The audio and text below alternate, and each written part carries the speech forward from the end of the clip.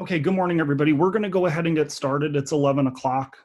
So I will ask Ben Smith, who was on with us from our Ed Tech division, to go ahead and start the recording. I want to welcome everybody to our LIU LearnOn webinar series. And today's topic is going to be around using Google Classroom. So we'll touch on some of the really important features of Google Classroom. We're not going to go into everything, but it's definitely something where I'll kind of point everybody into to some resources that are going to help you after we go through the webinar today. Just some kind of logistical pieces that we have on here. I just want to let everybody know that this has been, an ongoing lift from multiple divisions across our organization. So a huge shout out to our Ed Tech Services, Special Ed division, and of course our Ed Services division. For putting on these webinars and getting all of this content up and running over the last couple of weeks. So just some Zoom webinar meeting norms. I'm sure if you've been part of these webinars in the past, or if this is your first time, just kind of want to reorient folks. The chat microphone and camera have been disabled due to the large size of attendees that we're anticipating for this particular group.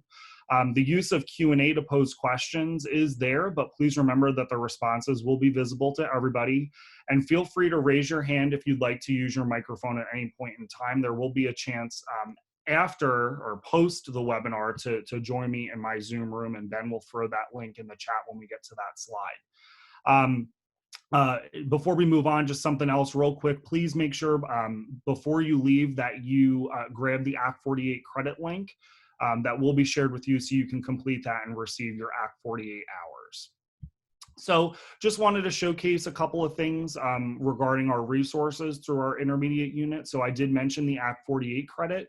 Please just make sure that when you are completed with the webinar today, you will be redirected at the end of this webinar to a form where you must complete with your PPID number in order to receive those Act 48 credits for participating in today's webinar.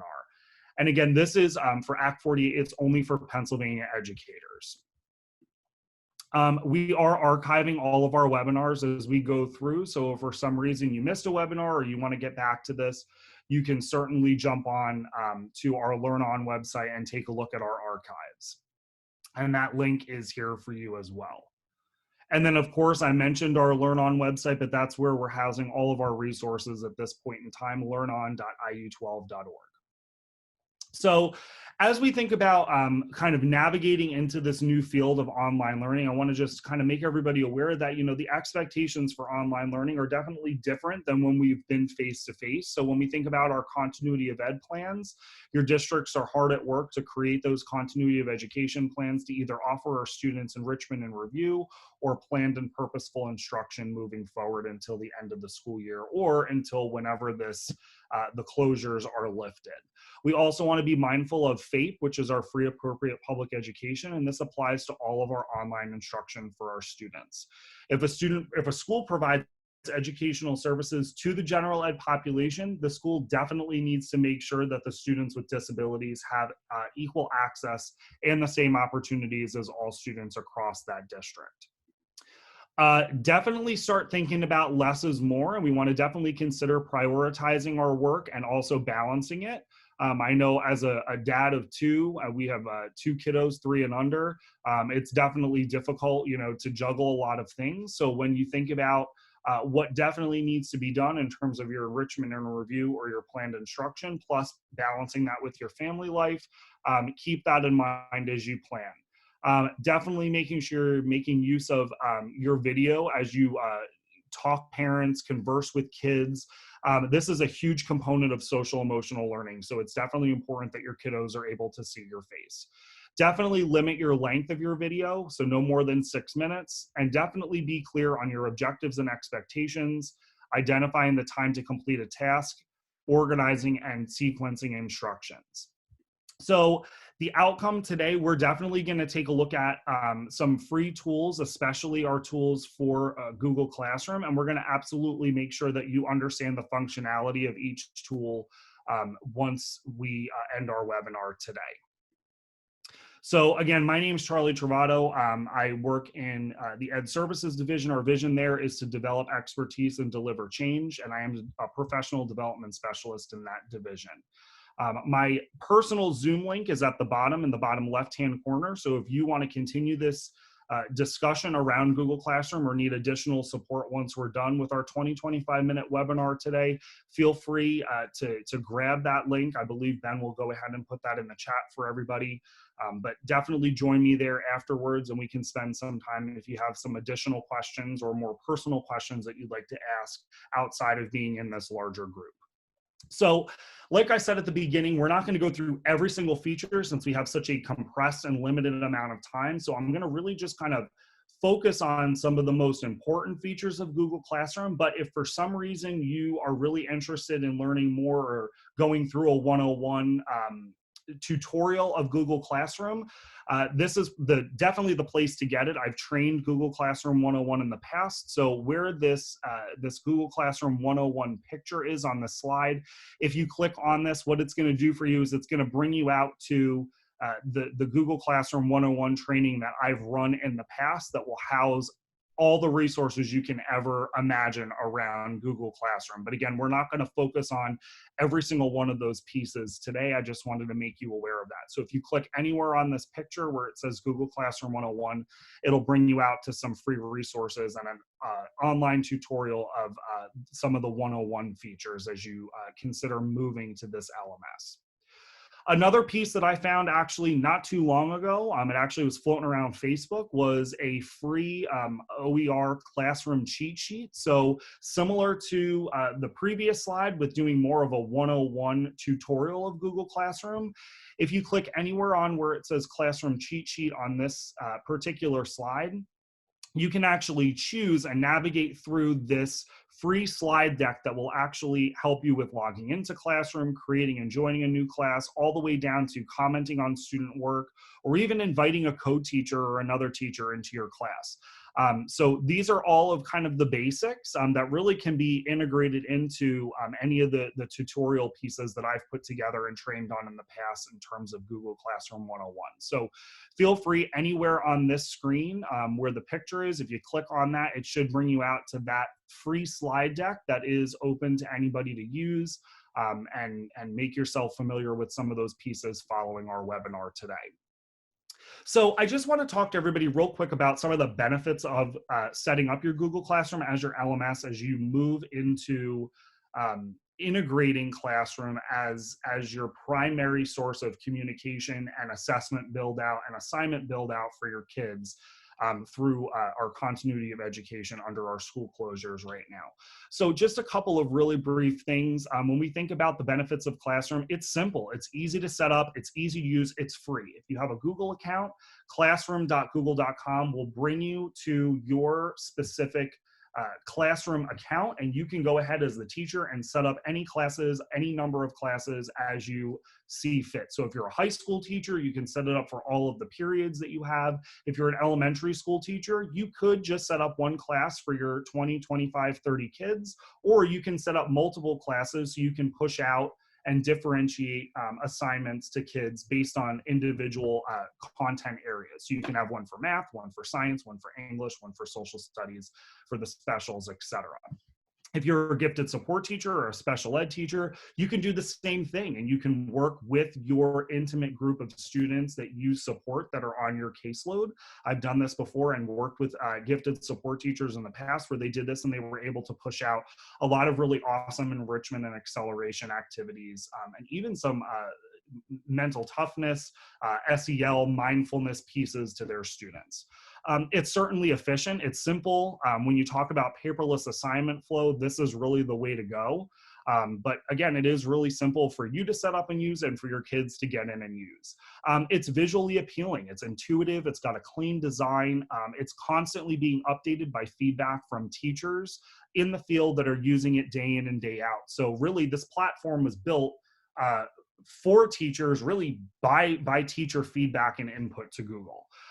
It's organized. It organizes our works for our students and our teachers. The most up-to-date or most recent posts that we put, whether it's an announcement or it's another post or a discussion or any type of assignment, is always going to be at the top of your stream. And we'll talk about that when we jump into the actual platform. It's fully integrated with Google Drive.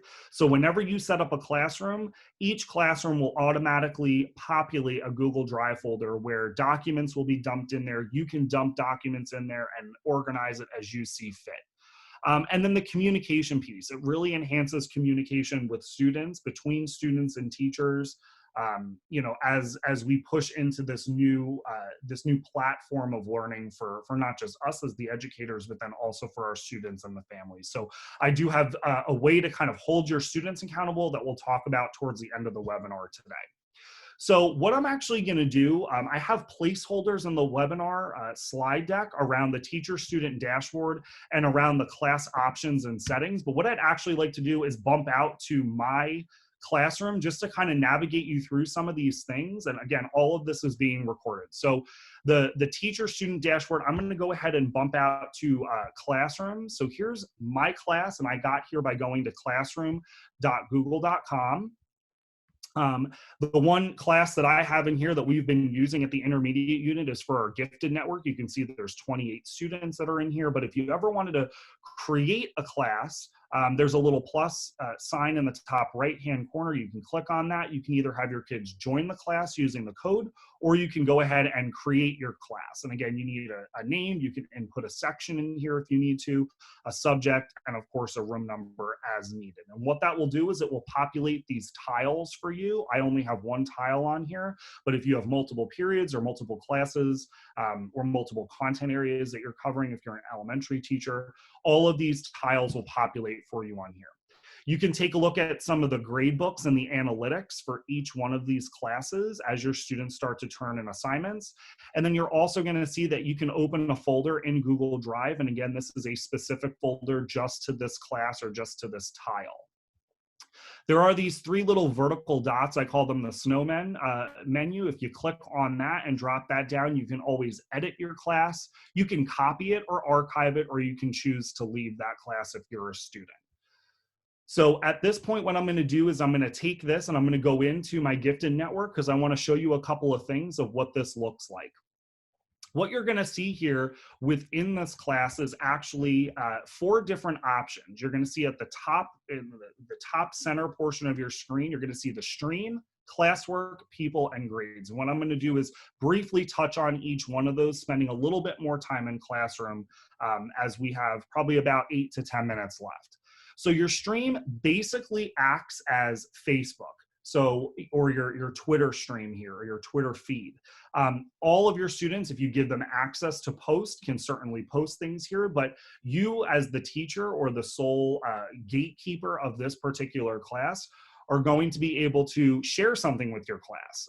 And all of this is going to populate here, and your students on the left-hand side are going to be able to see any of their upcoming work or assignments that are going to be due based on what you're assigning to your kids. So as I scroll through here, you're going to see just a couple of our teachers that are part of our gifted network that have added a couple of things on here.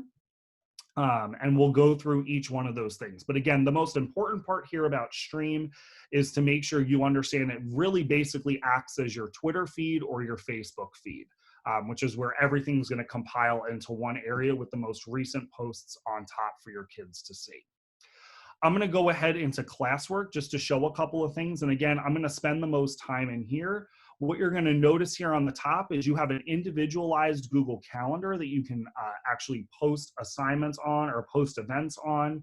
Any assignments that you create on here are actually going to get populated on that calendar for your students, and your students have access to this if they want to type in calendar.google.com, or they can navigate to the Google Calendar under the Classwork tab. You also have that Drive folder available here as well. One of the most important features within the Google Classroom platform is actually this Create button under Classwork. When you click on that Create button, you have quite a number of options to actually choose from. You can create an assignment, you can develop a quiz assignment, you can populate a question if you're going to start asking your kiddos a question. You can post a piece of material, whether that's an attachment, a PDF, a Google Doc, an attachment on your actual hard drive in terms of a Microsoft Word document or a PowerPoint or Excel file. And you can also post things like URL links for your kids to take a look at. You can also reuse posts as well. I really love reusing posts, especially if I post a assignment to the larger class, but I need to differentiate for specific students and then tier something or scaffold that particular assignment for specific kids. And I'll show you how to do that. So for time, I'm just going to pull up the assignment piece just to show you what that looks like. So you would title your assignment. You would also provide any instructions that you would want. You could add any attachments that you like, and that attachment can come from Google Drive, an external link, a file on your computer, or even a YouTube video. You could also choose, well, who is this for? What classroom is this for? So this is for the gifted network, and I can choose under all students, once your students are populated, what students are actually going to see this populated assignment. So this is really great when we talk about differentiating for our L students, our English language learners, our students with IEPs, their individualized education plans, because they might have a learning disability or other disability that requires you to follow their specially designed instruction through their IEP. So that might include posting a scaffolded assignment or a tiered assignment or chunked assignment, etc. This is also really great if you're pushing things out in terms of enrichment or acceleration to your higher level kids. So it might be the same assignment, but their instructions might look a little bit different. So right now, all of my students, it's going to default to that. I can unclick the students and then go in and choose what students I actually want this post to appear on their stream once they sign in. I can give it a point value if I'd like, or I can say, you know what, it's ungraded. This is just something I want my kids to view, but I do expect them to turn it into me. You can choose a due date and time. You can also list it under a specific topic. And you can add a rubric if you needed to add a rubric. And then once you are done with all of these pieces, you can hit create. If you wanted to create a new doc, slide, sheets, drawing, or form from the G Suite. And then once you're done with all that and you populate the title, the instruction, all of those logistical pieces, you can assign it to your class right away or use this little drop down to actually schedule it. So it would populate, say, tomorrow morning at 8 o'clock, which is when you might want all of your kids to see this. The other piece that I wanted to show everybody was the question. So this acts more as a discussion board. So your question here, once I'm back in Classwork and go under create, I can go under question and I can pose the question and have it be a short answer question, or I can have kids, I pull them and do a multiple choice for them. The other piece that I wanted to show everybody on here was the people. So this is all well and good until we need to populate students in here. So how do we actually add students? So you'll show up as a teacher. You can certainly add a co-teacher. As you can see, my colleague Tanya and I are both teachers in here. You could choose invite teachers up here to invite a co-teacher or maybe somebody who would need to be part of the class because they would be a para or they might be a case manager for somebody who has an IEP or a GIEP in here. You could also invite your students. So if you click on invite students, you can type their name or their email in here and you can go ahead and invite them. I'll be honest with you, the easiest way to do this is actually coming up to the settings gear. And down here under general, it's going to give you your class code.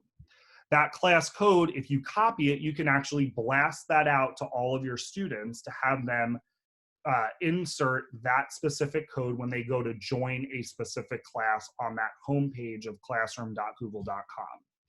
This is also the place where you can choose in your stream if you want students to post and comment, if you only want them to comment, or if you only want teachers to be able to post and comment.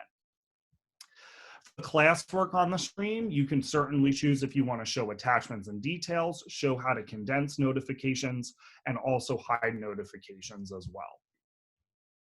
And then the last piece that I wanted to showcase for everybody was the grade. So here's the gradebook. This is what it looks like. All of your students are going to be listed over here by their last name. If you don't like that they're sorted by their last name, top left-hand corner, you can sort them by their first name. And it's going to give you all of the assignments up top, and then what the class average is, and if students turned it in or if they did not turn it in, if it's missing, etc.